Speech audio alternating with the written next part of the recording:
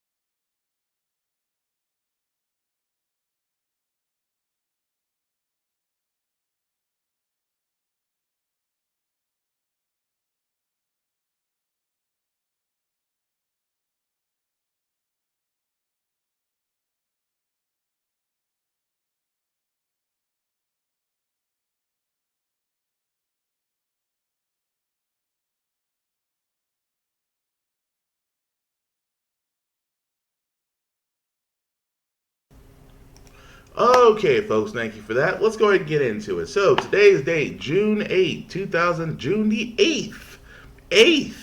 2019, and this is How the Frack We Got Here. I'm your host and most, Will Buchanan, and on How the Frack We Got Here, we do take the events of last week, and honestly try to make sense of it all. Before I do get started, I do have to sit there and say this is an adult podcast, which means things of adult nature may be said, and also things of a graphic nature may be shown, so viewer discretion is definitely advised. Beyond that, welcome. Alright, so let's go ahead and get into it. So, a new law in Oregon has just went into place, and I think it's going to be very cool as far as where they're going with and how they're going about it, but I'll let you guys be the judge of it. Call the police on them. You want to call the police on them for having a barbecue.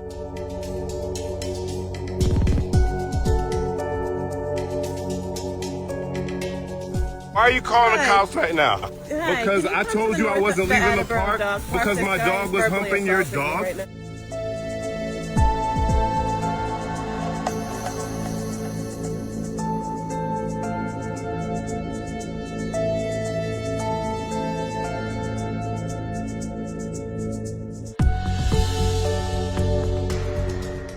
Some people don't think that calling the police is an extreme. And I think depending on the community that you come from, I think people see that differently.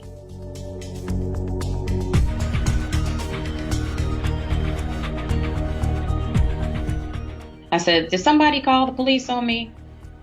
And he said, "Yeah."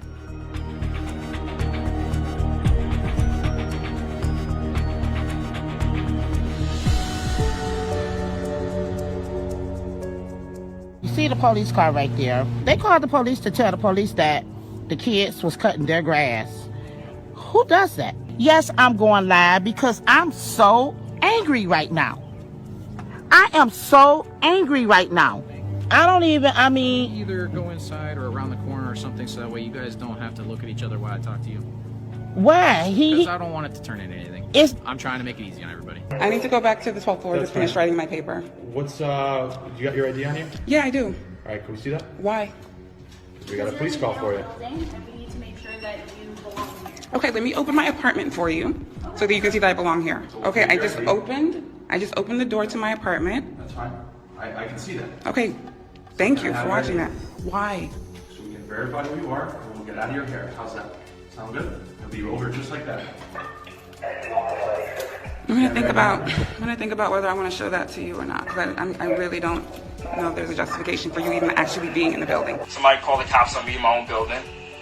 About how many of y'all? About 6 of y'all showed up, rolled up on me. They upstairs right now. Can I go see my guy? Can I go upstairs? Why not? Why can't I go anywhere? Who called you? Someone called us. Somebody in the building or somebody who saw a black man moving and stuff?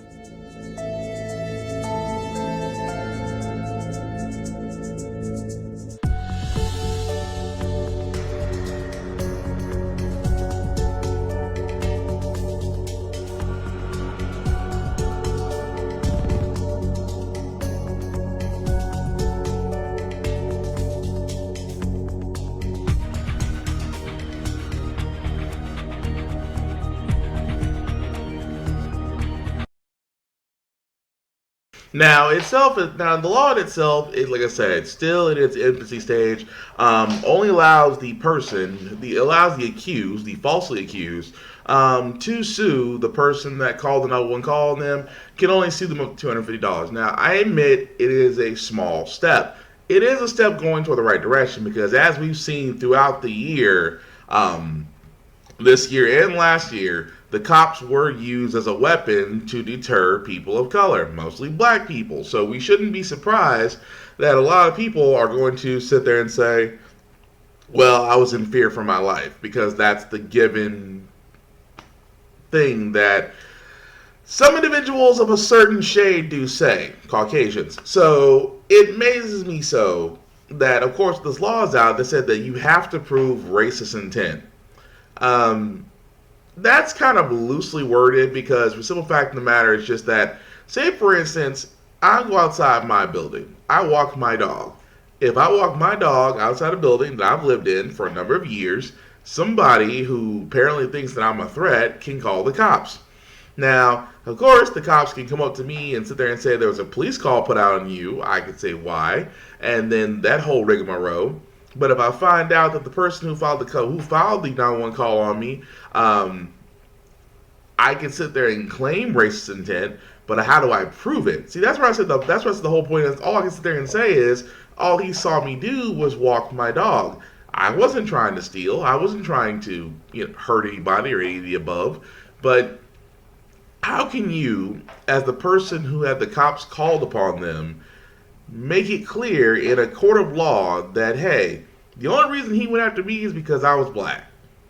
And that's why I said it comes uphill battle. I would rather, instead of them having the ability to sue, I would go along the lines of false 911. Like, for example, just like the case of the multiple students that were going to different schools, and the cops were stopping them because someone called them, or the one at Yale, I think was it Yale? It might have been Yale, where the woman at Yale was literally sleeping in the main common area, like she's done many times before, and she was heading back to her apartment, and she was being harassed by campus police because they were told that there were some intruders around, and like I said, you went after the black woman who literally sat there and said, "Let me show you where my apartment is."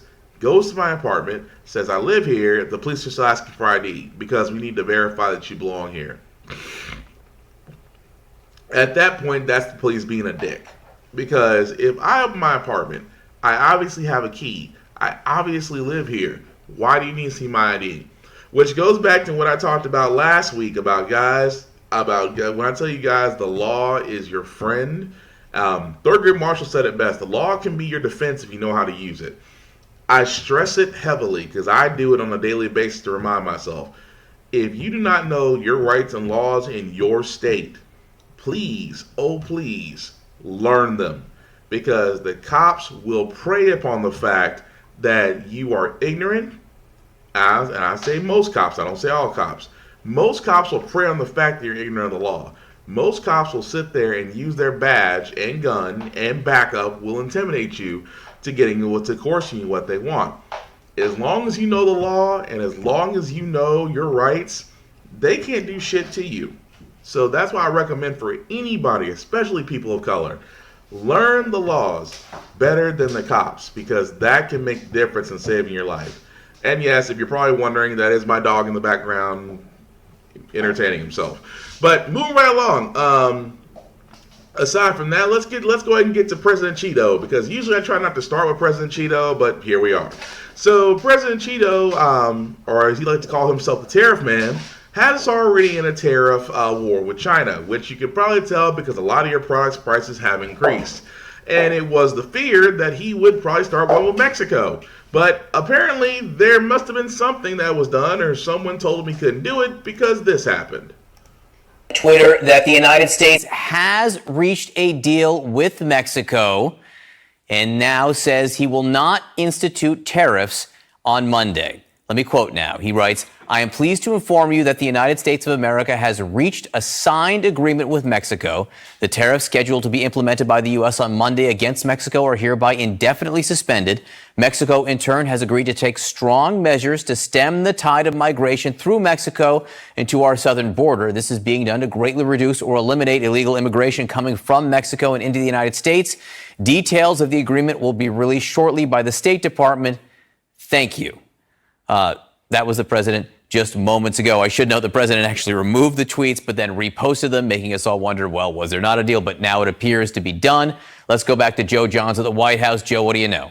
Well, that sound you hear is the sigh of relief coming from so many businesses, especially small businesses with narrow margins that move goods across the southern border. Look, one thing we do know is that there have been signs, if you read them very carefully over the last 24 hours or so, that something was happening. The president of Mexico, speaking publicly, was issuing conciliatory messages earlier in the day, making it clear that he did not want a confrontation with the United States. We know also that there have been a variety of people here at the White House suggesting, on the one hand, the talks were going very well over the State Department. On the other hand, we're not sure they were going to bear anything out. Of course, what the president mentioned there about Mexico securing its border is a theme that this administration has been pushing very hard over the last several days. Again, that important idea of trying to stem the flow of migrants coming from the southern border around Guatemala, frankly, and marching upward to the U.S. border and seeking asylum there. They wanted that to stop. So the question is if the president got what he wanted. Of course, the president sees tariffs as a very effective tool for him. He calls himself the tariff man. He likes them because he has a lot of flexibility as to when he uses them. So if it looks on paper the way the president is describing it, once again, the president and his tariff strategy appears to have been at least somewhat effective. Right. The president announced on. So pretty much, guys, when it comes to Trump, he loves tariffs. Unfortunately, he does not know what they're used for. He just knows that he can just throw them out there at his beck and call. The one thing that's always bothered me about this president is why in the blue hell does he feel the need to be on Twitter about everything? That's my personal gripe. You are the leader of the free world. And at the same time, all of your announcements come via Twitter. Every other president before you has done official decrees from the Oval Office in the White House and not on social media. And yet, everything this man does is on. I mean, that's my personal gripe. Aside from the many others that this man has accosted, my personal gripe is you're almost near the end of your first term, and you're still using Twitter. Why? And especially to the Twitter CEO, why the hell have you not banned this man's account yet? I mean, force this big ass baby to grow up and actually use presidential communications. Because if I was in the Army, or if I was in the Joint Chiefs of Staff, or if even I was in remotely related to this man's cabinet, I would not be lasting long. Because the first thing I'm gonna stare and say is, you don't know how to use a goddamn correspondence. But again, that's just my gripe. But again, it goes back to the whole thing of they never explained what the actual tariff agreement was about. They simply said that Mexico has promised to introduce severe measures to curb or stop immigration. I wanted to laugh at that part because, number one, you're not going to stop it. There's nothing to when it comes to immigration and people coming to the States. You are not going to be able to stop it. You can try to stem it. You can try to block it. You can try to put up a wall, as you try to do. But the thing about it is, people are still going to come to this country some way, somehow. Now, you could introduce, instead of you trying to blame a country for its immigration issues, you could, actually fix the immigration system, make it easier past citizenship. At the same time, stop being worried about being overrun with immigrants. Because, Immigrants is the new word for Mexican. Now, let me be honest with you. They can't say Mexicans because they can't say Mexicans. You know why? Because you're singling out a specific ethnic group. So that's why they always keep on saying, well, we have to be careful about immigrants and all this. They lean on the word immigrant so much, but we know what it really means. We know the fact that, Trump, for a guy who literally was born from a family of immigrants, who married an immigrant, who literally gets his money from other countries that allow immigration, would have such a hard-on for a group of people that's just wanting to come over to the States to make a better living. Figure that shit out. On top of that, like I said, the agreement that U.S. has with Mexico has yet to be publicly announced. Except for the simple fact of the matter is I can't understand what Mexico actually agreed to, because keep in mind, everybody remember North Korea from last year when he went to where they had a North Korea summit, and North Korea promised to change their nuclear program, and what happened? North Korea in 2 months said, "Fuck you, we're gonna keep doing what we're doing," and Kim Jong-il hasn't seen Trump since. So I'm not going to expect a lot out of Mexico because, like I said, Trump still thinks that we're going to build a wall and Mexico's going to pay for it. Mexico's still laughing. So again, with this trade agreement that supposedly is in place for tariffs, I don't see that happening anytime soon. I don't see that getting any better. So with that being said, I think it's just going to be business as usual. And like I said, Trump doesn't understand tariffs. Tariffs are actually very harmful versus actually very helpful, because none of the money doesn't actually go to people. The money goes to the governments that we're actually paying for importing and exporting of goods. That's where the money goes to. But then again, Trump doesn't understand that. And I don't expect him to, because, he's an idiot. Let's just call it what it is. You can sit there and say he's my president all you want to, but he's a fucking idiot. But anyway, moving right along, Joe Biden, former Vice President Joe Biden, has did an interesting turn as far as when it comes to on the subject of abortion and just how things are looking at. I'll let this video explain. Joe Biden has changed his mind, reversing his long-held position on a controversial abortion issue. He told Democratic donors last night that he can no longer support a measure that bans federal funding for most abortions. Biden said he's changing his position on the so-called Hyde Amendment because it makes access to abortions more difficult for women who can't afford them. For many years as U.S. Senator, I've supported the Hyde Amendment like many others have, because there was sufficient monies and circumstances where women were able to exercise that right. It was not under attack as it was then, as it is now. I've been working through the final details of my health care plan, like others in this race, and I've been struggling with the problems that Hyde now presents. Biden's reversal follows 2 days of intense criticism from his Democratic primary rivals. Last night, he said he makes no apologies for his last position or his new one. Former Vice President Joe Biden. Okay, so for all those that don't know, the Hyde Amendment basically is the banning of federal funding used to basically pay for abortions. Now, before I go, I'm not going into that route because I've explained abortion many times. I've explained my stance on it. I mean, obviously I'm a guy, but I do understand that a woman has rights. I do understand that a woman's body is her choice. The choice and consequences are ultimately hers. And to say anything otherwise would be idiotic. So the Hyde Amendment, which is basically put in place a little after Roe versus Wade, which basically says federal funding cannot be used for abortions. Now, I always felt like that was a little fucked up, and I'll tell you why.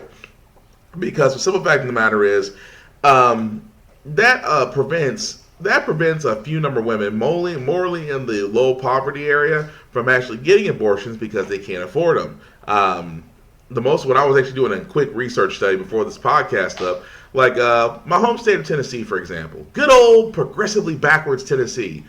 If one were to get an abortion in Tennessee, it is $700. No bullshit. $700. So if you get pregnant in Tennessee, you go to any abortion clinic, you are paying $700. Now, why is that relevant? let me ask you a question. Do a lot of people, especially in Tennessee, have $700? $700 to pay for an abortion. Now, think about that. The Hyde Amendment, if put in place, would have not paid the entire amount of the abortion, but would have reduced the cost to the point to where a person who may not have the means of $700 could pay for it. But keep in mind, the pro-life side, and I say pro-life because it's interesting about the pro-life. I'll do a quick little segment on that. It's interesting about pro-life because I do talk to a lot of people about pro-life, and I say the same thing all the time. And I leave it as a simple concept. The simple concept is a woman's body is her motherfucking business. Do you agree?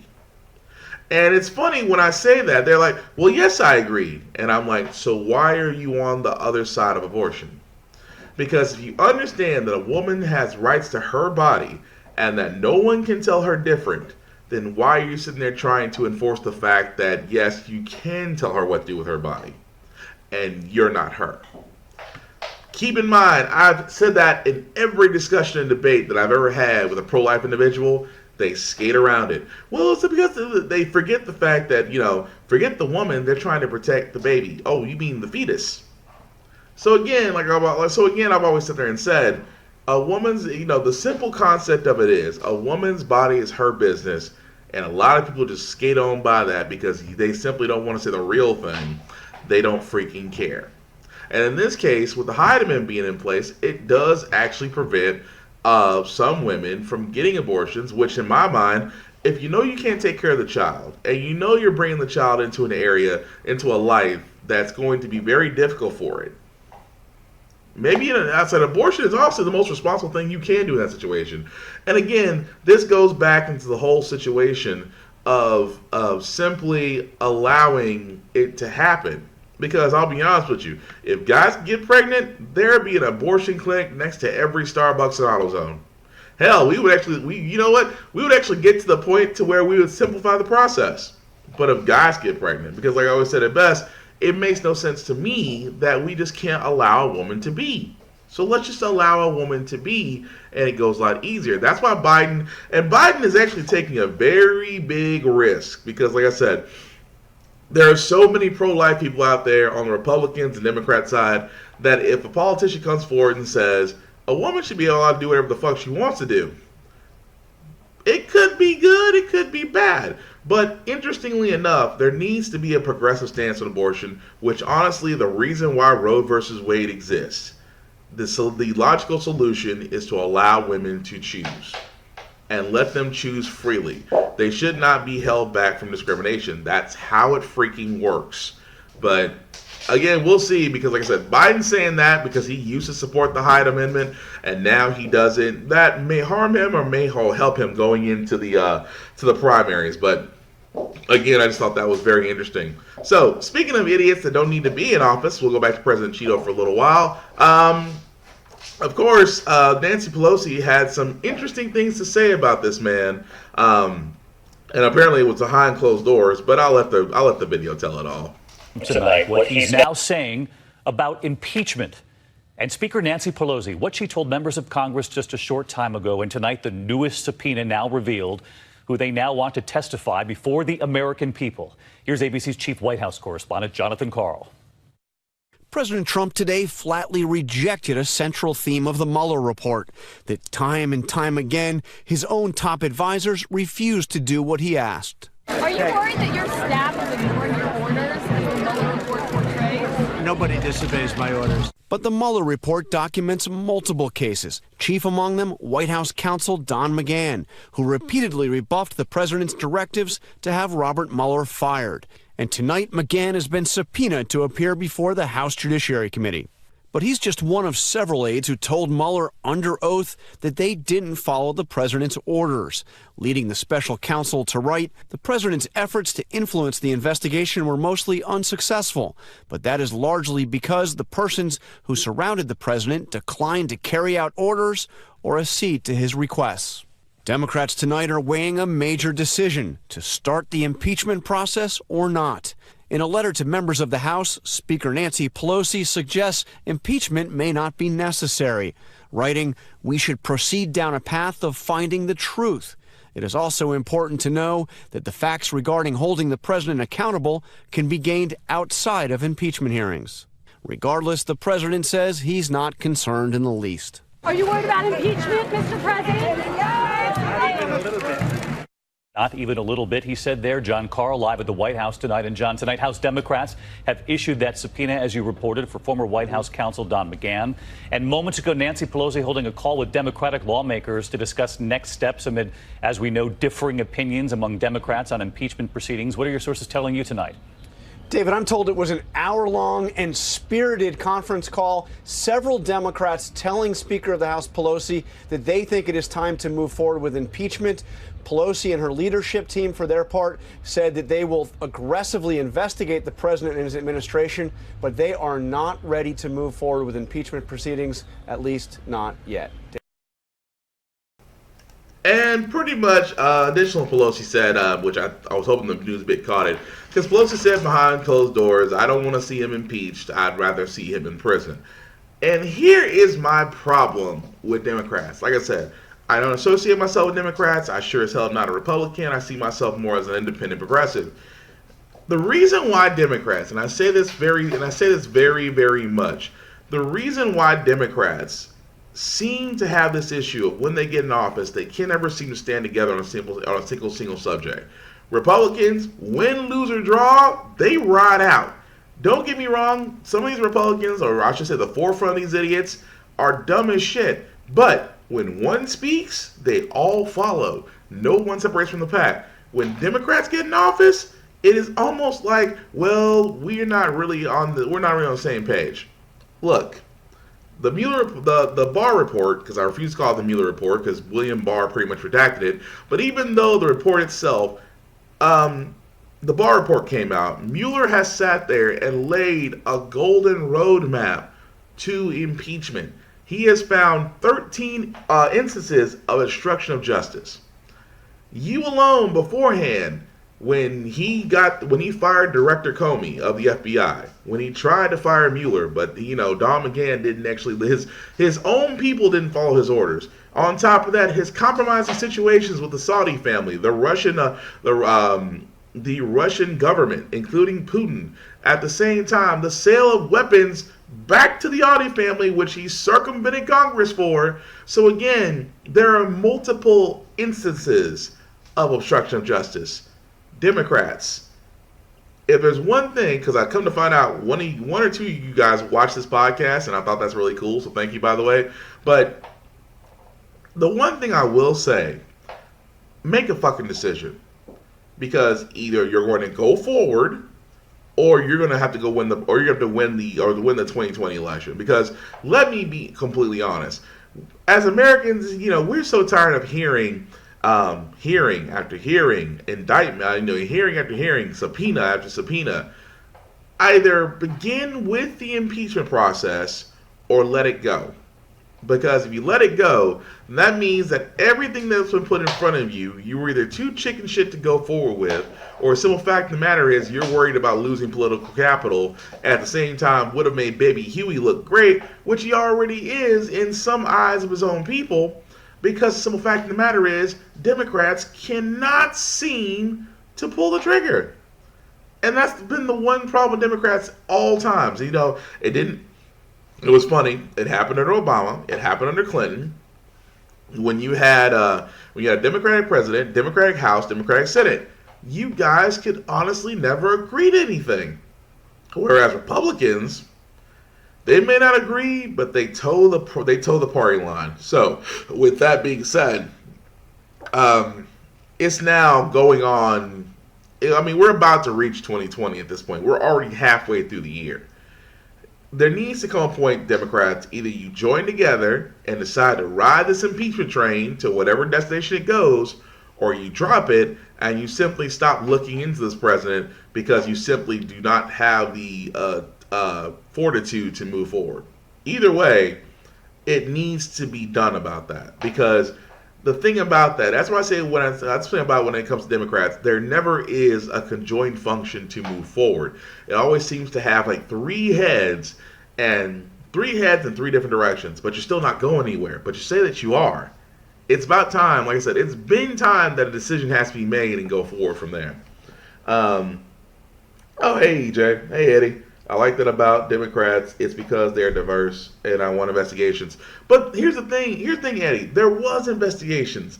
I'm like, you at this point, like, okay, for example, they wanted to investigate Mueller. Mueller has already sat there and said that the report is my testimony. He said that in the press office. They want to interview Doug McCann. This is the second subpoena. This is the second subpoena they sent to him that he has ignored. They wanted to interview multiple parts of his staff. Two of his female staff have yet to come forward on their subpoenas. So you have 4 attempts to get 4 different people in there, and nothing has happened. But beforehand, you had the Barr report. You had the multiple instances where you could have looked into. You now have the House, which handles investigations, in which at this point, Steve Mnuchin, who is still the head of Feds, will not release Trump's tax reports. Although somehow the New York Times was able to get Trump's taxes back in the 90s and 80s, and it showed that he was $2 billion in debt. $2 billion in the red, and yet this man claims to be rich. So with all that being said, there is so much smoke. Beforehand, Democrats should have jumped on it. Why are we still now investigating when the impeachments could open up those investigations? We are now saying we are beginning impeachment operations because, let's be honest, they went after Clinton for a blowjob. They didn't go after Clinton because of the fact of the matter of his policies or whatnot. Keep in mind, the Republican Party went after Clinton for getting head in the White House. Now, if they have the gravitas to go after something as minuscule as that, why is it that Democrats, with all they know right now, with the given information they have right now, could begin impeachments? It could begin the impeachment proceedings. That's what I'm saying. Either shit or get off the pot. Because I'm so tired on a daily news cycle. I am so tired of hearing that for the simple fact of the matter, that investigation is still going on. What's there to investigate? Mueller had sat there and said it best. If we could exonerate the president, we would have said so. He also sat there and said in his Mueller report that they couldn't say he did, they couldn't exonerate him, but they couldn't implicate him because their hands were tied. So what does that tell you? That tells you that somewhere along the lines, aside from the many other obstruction of justices, the president has created are impeachable offenses. But it's time for Democrats to actually get on the ball about that.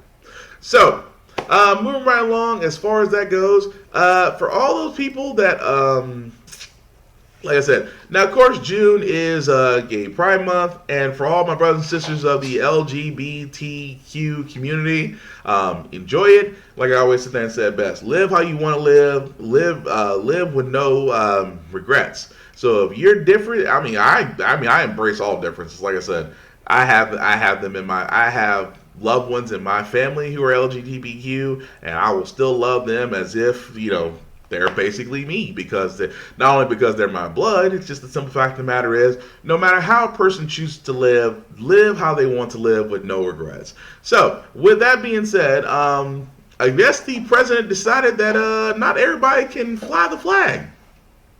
NBC News has just learned that the Trump administration has denied U.S. embassies permission to fly pride flags outside American missions in at least 4 countries: Germany, Israel, Brazil, and Latvia. Here with our exclusive report is NBC News' Josh Letterman. Josh, what did you find out?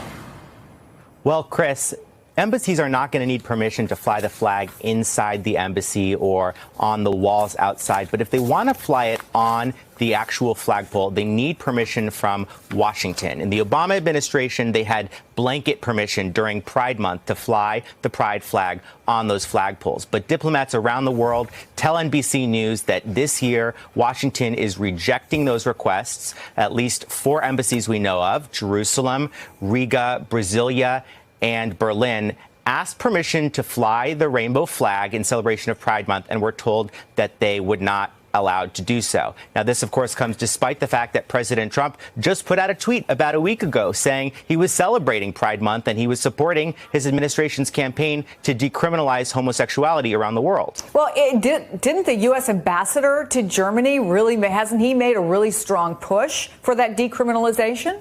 You're exactly right. We reported exclusively in February that Rick Grinnell, the U.S. ambassador to Germany, was leading a new push to try to end laws that criminalize homosexuality in some 70 countries around the world. And we have a statement that we got from Grinnell today saying that he is glad that he's going to be doing other things to honor gay pride celebrations at his embassy in Berlin, including marching in the parade there, displaying flags in other places. But we pressed them on whether they will actually fly it on the flagpole, and all they will tell us is that they will fly it in as many places as they can. That's not on the flagpole. I know that you just got this. It is indeed breaking news, but have you had a chance to check with any of the organizations that might express concern about this, human rights groups?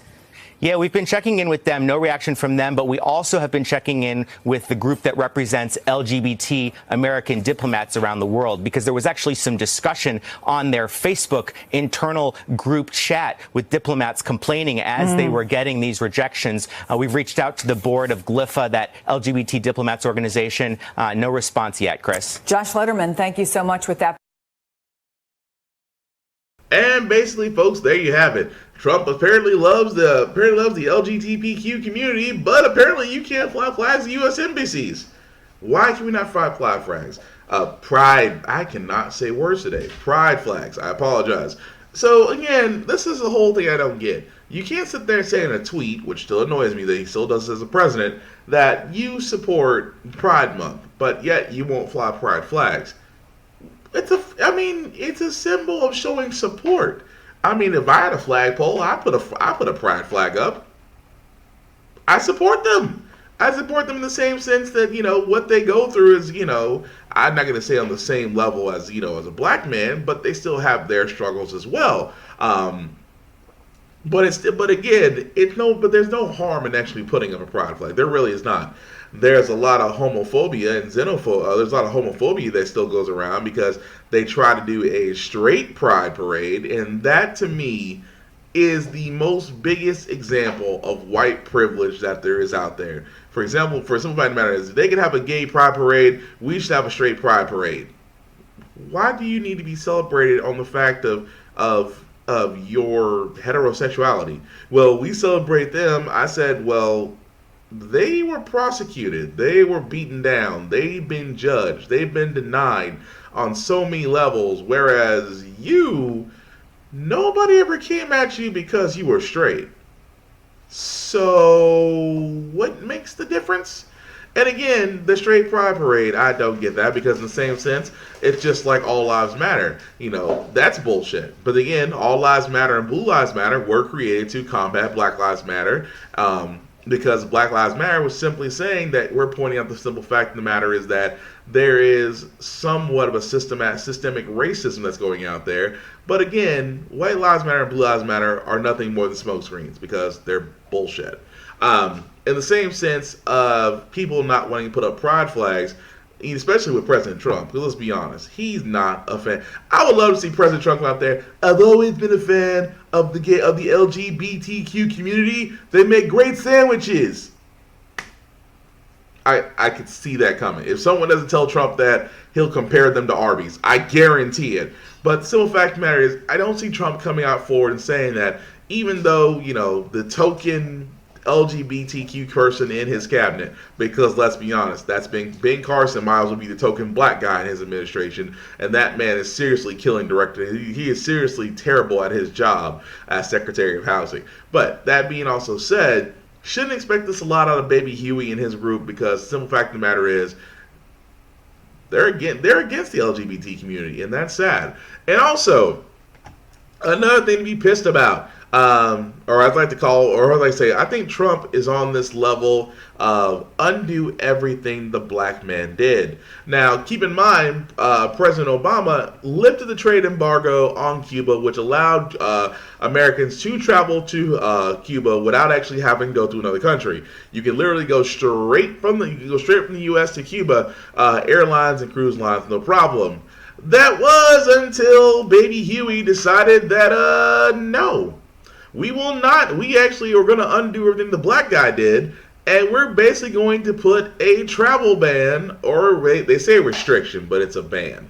They're putting travel restrictions on visiting Cuba because, and here's the thing, the reason that they're doing this, and I cannot make this up, is just that the Trump administration said the reason why we're blocking this is because we didn't want Cuba's military benefiting from U.S. tourism dollars.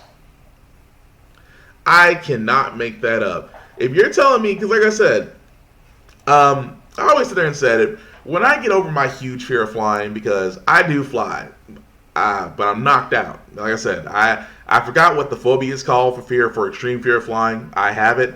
I do know that there's going to be some places in life that I want to go that I'm going to have to cowboy up and get on a plane and go. I understand that.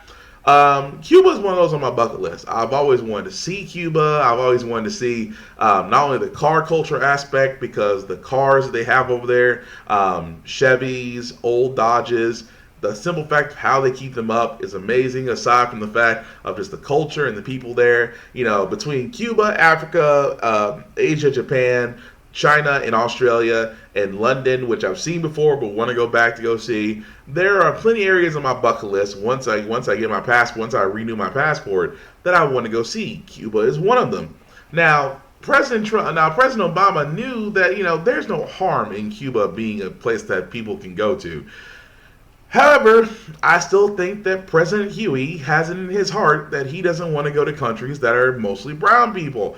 And again, what is there against Cuba? Because Cuba itself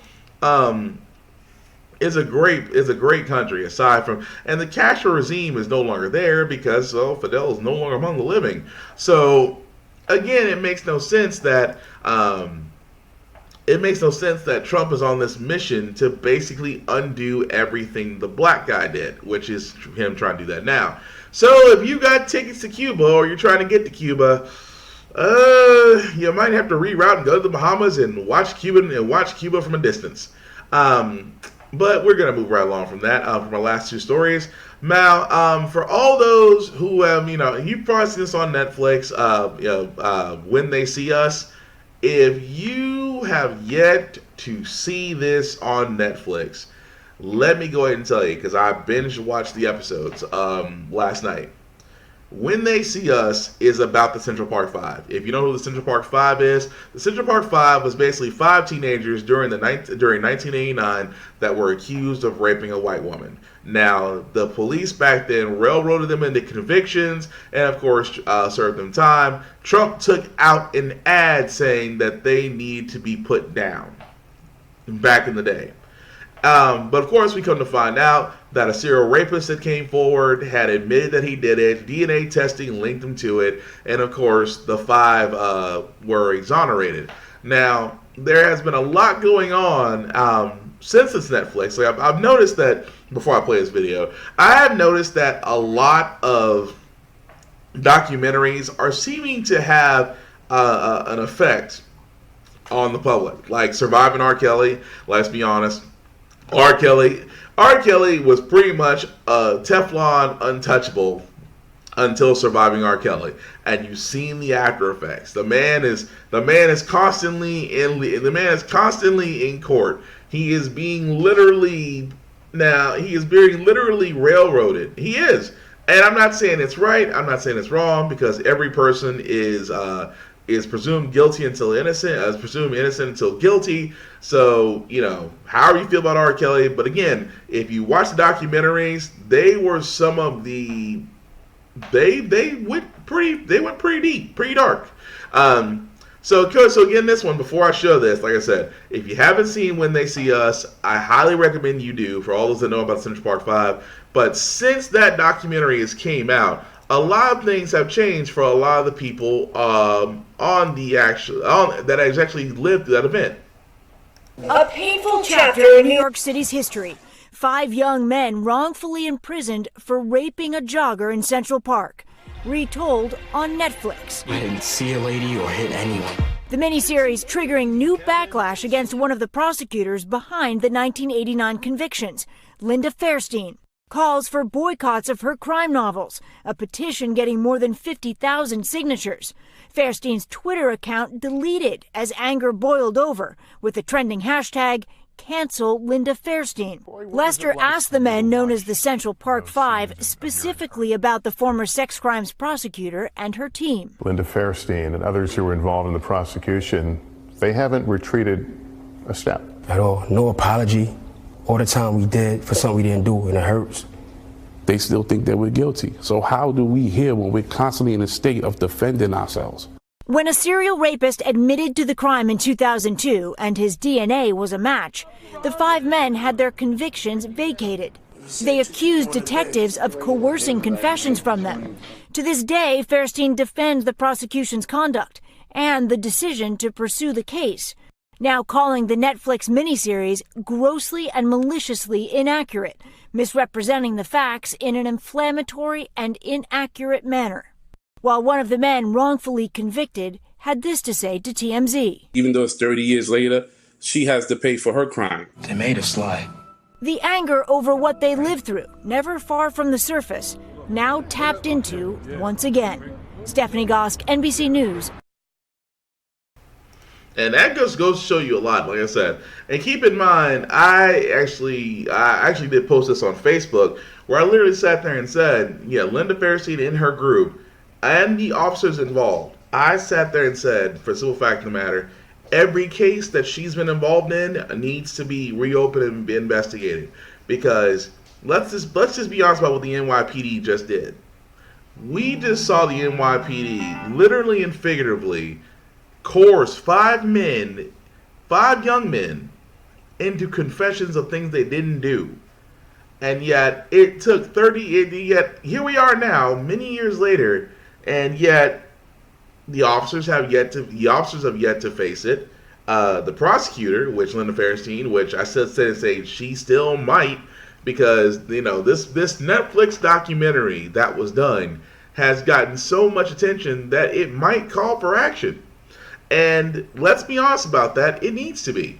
Because if the prosecution, if the police, if the detectives, everybody involved had led to the simple fact of the matter as these 5 young men being locked in prison, it honestly should, their charges and should be brought up against them. And yes, they should pay for what they did because they ruined 5 lives, 5 black men lives. They need to pay for that kind of shit. That's my personal opinion about it. But like I said, you know, it's going to come to a head because I don't think it's not enough for her to lose her book deals, for her to, you know, be canceled because she was on the head of many nonprofit organizations when she stepped down. Honestly, it's just simply not enough because you cannot. It's like you can't explain the life-changing effect that you have on 5 black men who were accused of doing something that they did not do, and you could, I mean, you honestly could put her in the jail. You could strip her of all the money she's made off the backs of these young men. Honestly, I still say it's not going to be enough, but it needs to be done anyway. But again, like I said, if you've never seen When They See Us, you should. It is definitely going to piss you. It's like, yeah, I watched it and I was like, dude, I went from angry to pissed to feeling terrible for these young men and whatnot, because like I said, it's I forgot who said it. It's in the documentary, but I forgot who said it. It said, you will not understand how tough it is to be accused of something you simply didn't do because your skin color and their eyes will always make you look guilty. I forgot who said the documentary, but when the man said it, it hit. Because every dude, every black man has had that happen to him. You felt that in your soul. But again, if you haven't seen it, really recommend that you do. And also, if you're not really sure of what actually, you're not really sure of Super Power 5, please, oh please, take the moment to educate yourself and really look into it, because it is truly a tragic, tragic story, and that yet it needs to be given more attention. Much in the same sense of this final story that I have, that, you know, for all those that defend law enforcement, defend this. Hennepin County Courthouse in Minneapolis, where Mohammed Noor has just been sentenced to 12.5 years in prison. The former Minneapolis police officer was convicted of murder and manslaughter in the 2017 shooting death of Justine Ruszczyk-Damond. The Australian woman called 911 to report a possible sexual assault in the alley behind her home. It was an emotional morning in court as family members talked about the impact this has had on their lives. Justine's fiance, Don Damond, in a grief-filled letter said, quote, "I'm sorry I told you to call the police that night." In a statement read by the family's attorney, Justine's father, John, asked the judge to give Noor the maximum sentence. Noor's defense team asked the judge for leniency, saying a prison sentence would punish the former cop for a culture of policing he didn't create. For the first time since his testimony, Noor addressed the court. Reading from a handwritten letter, he apologized to the Ruszczyk family and to Justine, saying, "I caused this tragedy and it is my burden." He was escorted from the courtroom in custody in silence. In Minneapolis, I'm Kirsten Swanson, and you're watching ABC News Live. And for all those that don't know, Mohammed Noor was actually the officer who actually killed the woman because she actually called 911 because she was being sexually assaulted. Moore came on the scene and had shot the woman out of fear that she was the assailant. Now, why is that story? I bring that up. Well, basically because Mohammed Noor is obviously not white, and that the woman came from actually originally from Australia, in which not only did Mohammed Noor is about to serve 12.5 years in prison, the city of Minneapolis gave the woman's family $20 million in a wrongful death suit. So you gotta understand. Keep in mind, every other officer that killed a black man has yet to see the inside of a jail cell because DAs and juries have realized and justified those shootings. So why is this one any different? Well, I decided to use another one because I point this out in the same situation. Because everybody remembers Amber Geiger, whatever the fuck her name is. But everybody remembers her. Right? The woman that broke into another man's house and literally killed the man and swore up and down that it was her apartment. Well, keep in mind, this was just posted 2 days ago. They're just now getting to the pre-trial hearing for the jury selection. Keep in mind, this was last year, and they're just now getting to jury selection. And the judge in the case was mad because the 911 call was leaked to the press. And she says that this could influence potential jurors.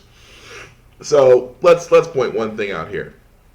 So Mohammed Noor killed a white woman as a cop. Killed a white woman. Said that it was out of fear for his life. Gets 12.5 years in prison, and 12.5 years in prison, and the family gets $20 million. Amber Geiger breaks into an apartment that's not hers, kills a man that is not a threat, and she's protected. Her trial has just now shifted from a year later, and the judge is already on her side because they're mad about the 911 call being leaked to the press, to the public, because they said it'll influence potential jurors. So let me get this straight. You could have a black man as a cop literally get processed faster than the white woman who basically did breaking, entering, and murder, and they still haven't got to her yet. So for all those in law enforcement, I would love for you to try to explain this, because both these stories timeline-wise happened within a matter of months between each other. So again, there's no other way to put this. And I'm like, when we sit there and say that, as people of color, that we are targeted, we are used as targeting, we are used as nothing more than excuses to murder, you really should not be surprised that we're now seeing cases like this where literally, actually I put it this way, not only cases like this, but when you hear President Cheeto turn around there and say that I could go up to a man in the middle of Times Square, shoot him directly in the head, and no one would believe you. That is not just a presidential speaking point. That is him saying, on simple fact of the matter is just that That's how fucked up the laws, the justice in this country really is. That you will fast forward a black man, through the wheels of justice, faster than you'll put anybody else different of color through there, and you will swear up and down that the world is against them. Funny how that always works when your skin's not black. But again, we'll see. I always put it best as far as that goes. We will see as far as that goes. I personally think that she should be given life without parole, because you basically took a life, and no amount of excuses is going to help with that. But before we get to we're going to get to our feel-good story, like I always said. I know usually whenever I do talk about things on how the Frack We Got Here, it's usually about a lot of doom and gloom. But we always try to end on a good note story, to restore some humanity, to put some chuckling smiles back into you on this wonderful Saturday. So I did find this story, and I feel bad for this kid because, I'll tell you why I feel bad for him. But anyway, let's get to it. So basically, this kid decided that he wanted to send his family to Disney World. How did he do it? He basically sold $4,500 worth of cupcakes at 20 a dozen. And he did it in a year. And I got to give the young man credit, because with all the bakeries and whatnot in this world, this young man hustled. And if you're wondering, that's the man right there. That's the kid right there. This 14-year-old hustled to basically take his entire family to Disney World on cupcakes.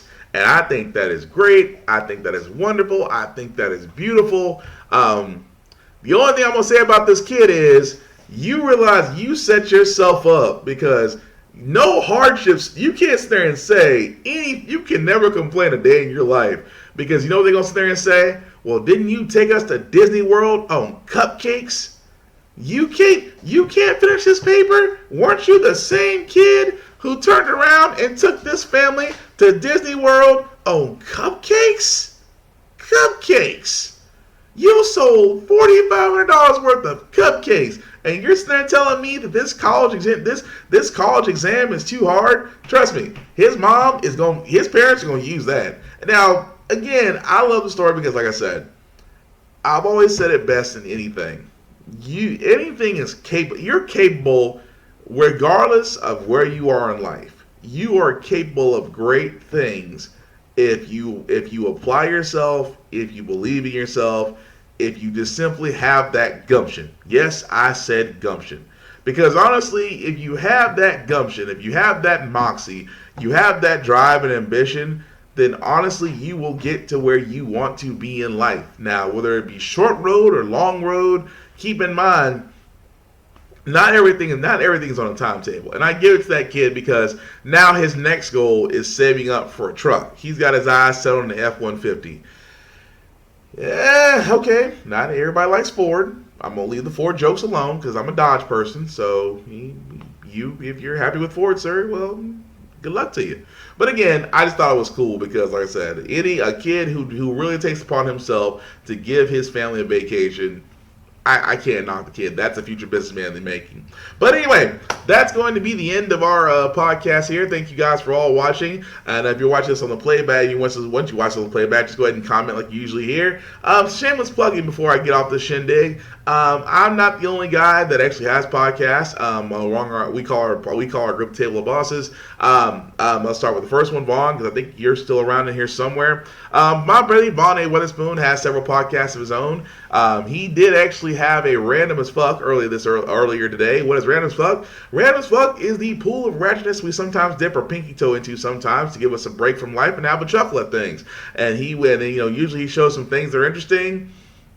Usually shows some things that are funny as hell, and then sometimes there's some what the fuck moments. But again, all entertainment, all interactive. Of course, there's Random as Fuck for that. He also has the I Get the Reference VST, which is a short podcast about various things, music, video games, just events, things of that nature that he finds informative and wants you to be informed of. Interactive show just like mine. He actually has Rhythm This, you can reminisce over the rhythm, in which he actually goes over musical albums and gives it to a 4-tier rating system. He actually has one where you can actually, if you're an aspiring artist, can actually submit your music to him for his Step Into the Ring part, his Step Into the Ring segment, in which he will give an honest opinion about the music that you put in, but at least it'll be very creative and encouraging. And like I said, we're not American Idol, so you're good there.